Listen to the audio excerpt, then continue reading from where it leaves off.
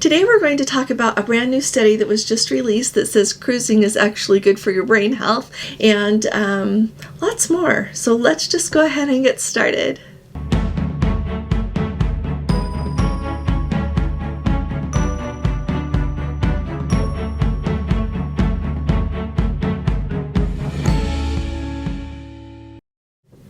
Hi there, this is Allison with Let's Go Travel Tips. Today is Friday. It is Black Friday here in the United States. It is November 29th of 2024. If you're not from the United States and you don't know why they call it Black Friday, it's because of all the sales. And at least that's the modern reason that they call it Black Friday. So let's start at the top and talk about the Expedition cruise line that was just acquired by an investment group. So if you are at all familiar with Hurdy-Gurton has been around for a really long time. They initially started out running those coastal cruises almost like a mail run up and down the coast of Norway. They have expanded significantly, and one way that they expanded a lot is to have expedition vessels. So they do expedition vessels now. They sail mainly, when you think about it, it's the poles. So they do Antarctica, they do the Arctic, and a lot of different itineraries with that. It's been getting to be several months ago. They broke off that expedition arm of the company and called it HX, and it kind of got its own website, its own phone support, everything to go with that, and they're trying to get it up and going. I would say there have been a few bumps in the road with that, but they're finally getting it up and going, and they have just announced that they are being acquired by an investment consortium. So the main consortium leaders are the Arini Capital Management and Cyrus Capital Partners, and what they are looking for with being acquired by that consortium is an influx, of course, of cash to enable them to expand more. Hurdy-Gurton, I think, can easily be called expedition leaders. They do a remarkable job with that. But I am going to say, if you want to take an expedition cruise, it is really important to look and see who does what it is that you're looking for, because there are subtle differences and some not so subtle differences between the different companies that do expedition cruising. So I'm just going to give you that note right there. A note to go also with this is if you have been looking at doing an expedition cruise with HX, they are having a 50% off Black Friday sale.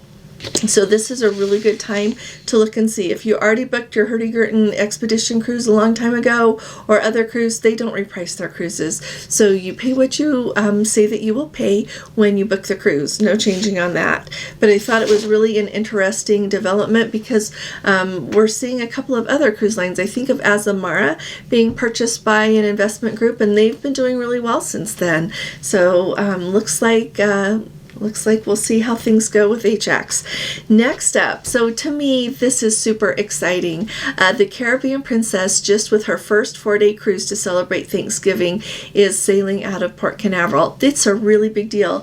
It makes it so that it is more of a drive port for people that live close to Port Canaveral there in Florida, but also think of Disney right there in Orlando. You just drive I don't remember the number of the road, but it is a really easy drive over to go from Orlando over to where Port Canaveral is there by Cocoa Beach, that region, Kennedy Space Center. So I love that we now have a princess ship that is sailing out of there for the time being. So she is going to be running 6- and 8-night cruises, some of them hitting the Eastern Caribbean, some of them hitting the Western Caribbean. And so, of course, with those 6- and 8-night cruises, you can combine them together if you want to do a 14-day cruise. It's really easy to do. A note about that, the very last sailing that will be sailing on the Caribbean Princess out of Port Canaveral will sail on April 6th of 2025, and it'll be a Western Caribbean 8-day.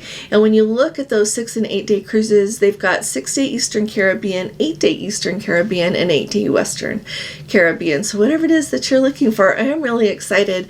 And in my mind, I think of the Caribbean Princess as a fun family ship from the standpoint of you've got the regular pools, you've got a nice kiddie pool area, you've still got the Skywalker lounge on the top, and it's just, to me, a fun ship. Now, if you want to go on a cruise where children are going to have water slides, and adults that want to do that are going to have your water slides or your flow rider or all of those different kind of things, you'll probably want to choose a different ship.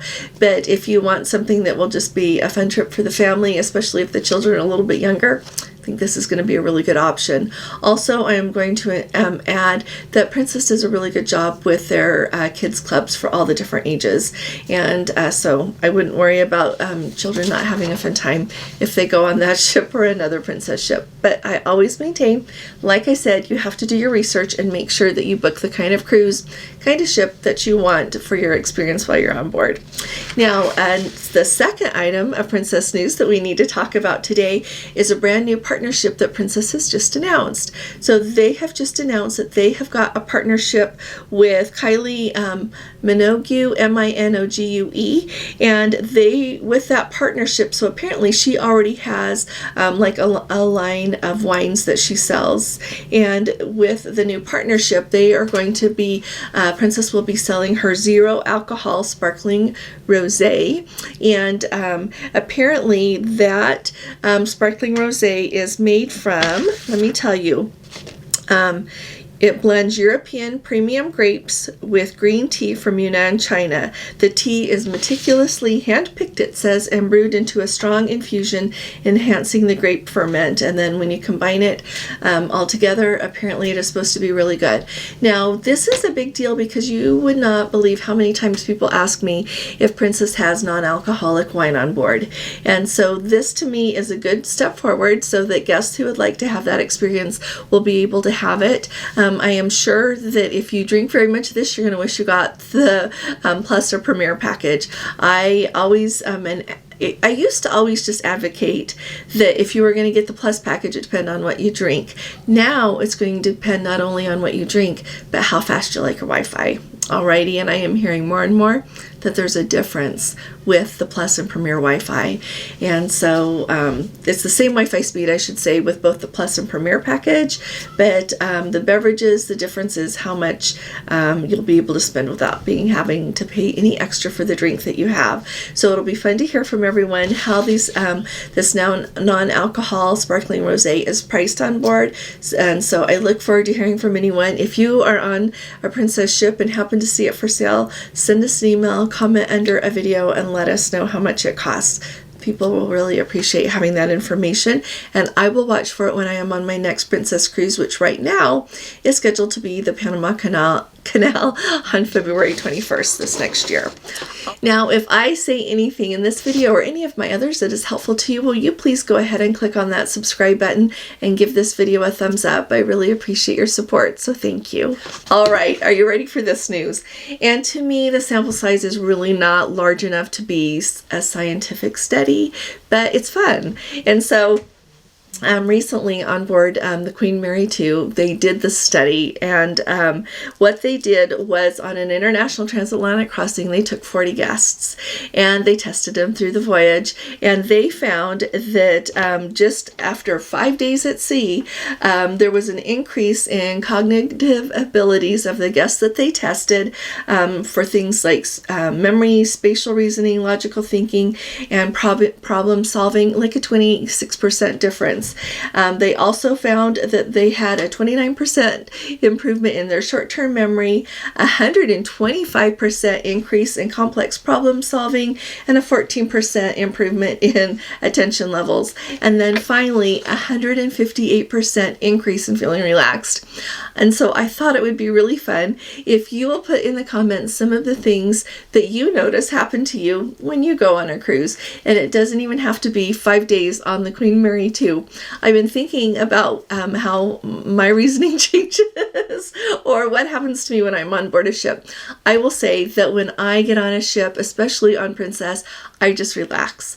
I feel like I'm home. I feel like I know what to expect, and I am on a cruise. And so even if I'm going to work a lot on that cruise, I am still much more relaxed than I am when I'm at home, because I'm on board a ship.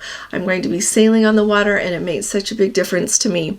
As far as my reasoning ability, my memory recall, I find that that gets a little bit better if I get a little bit more rest. And so I've been doing that more in my life at home and otherwise, but let me know in the comments below, like, what you think changes in you when you go on a cruise. And that's the tip of the iceberg for me. There are so many other ways that it impacts my life and my well-being, and so I intend to keep doing it for a little while, and I am really looking forward to hearing what you have to say too. So On Monday night, already put it on your calendar, Gordon and I are going to do our live as scheduled at 8 p.m. Eastern Time on Monday night. We are not going to have a live this evening. We've still got family here and our calendar is full. I'm taking care of everyone. So I look forward to seeing you Monday night, and I'll plan to see you here again tomorrow. And I'll be talking to you all again really soon. You all take really good care. God bless you. Love you. Bye-bye.